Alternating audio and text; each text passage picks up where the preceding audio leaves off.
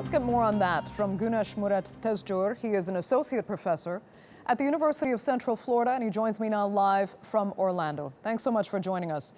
This My pleasure, thank you. is an extremely difficult situation for the so-called coalition in this war. Turkey is looking to put troops on the ground to stop the advance of a force that the United States is arming. So how serious is the risk now that allies will be fighting allies by proxy? Well, there is always a risk, and I should say that since I will say fall of 2013, there's an increasing divergence between the interests of the United States and Turkey regarding the Syrian civil war. Especially after the rise of the Islamic State, IS, in the summer of 2014, the YPG emerged as the only reliable pro-American force in the ground in Syrian civil war.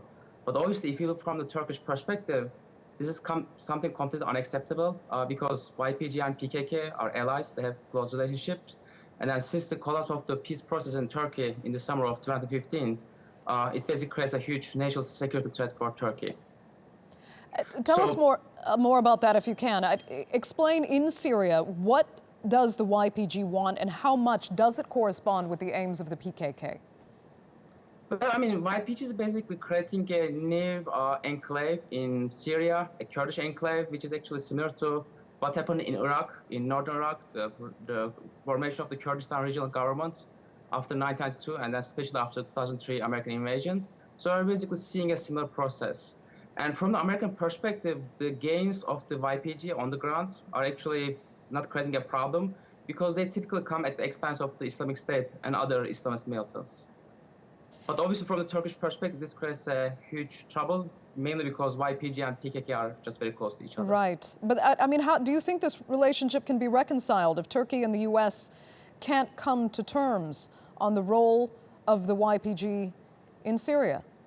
Well, I mean, I will say that from the American perspective, the YPG is a kind of reliable ally just because there is no other force on the Syria at the moment which has strong pro-American perspective.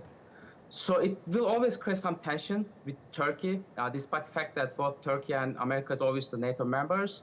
But at the same time, I think the United States will try to kind of calm down the tensions between YPG and Turkey, and this is basically what they try to achieve. Yeah, But saying it's a disagreement between friends, basically.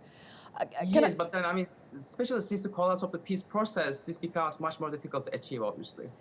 Let me ask you, Turkey has really accused the United States of actually failing to understand the dynamics of this war, i.e. who's dangerous and who's not. Is there some truth to that, do you think?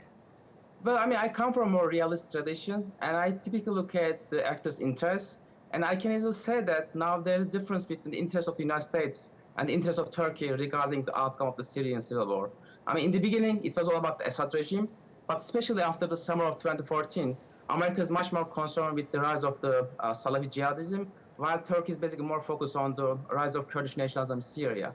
So, I mean, it's hard to say that if there's any kind of moral high ground on each side. It is basically about the different interests, opposing interests in Syria at the moment. Okay, Gunes Murat Tezcur, I'd like to thank you so much for joining us and sharing your insight from Florida there.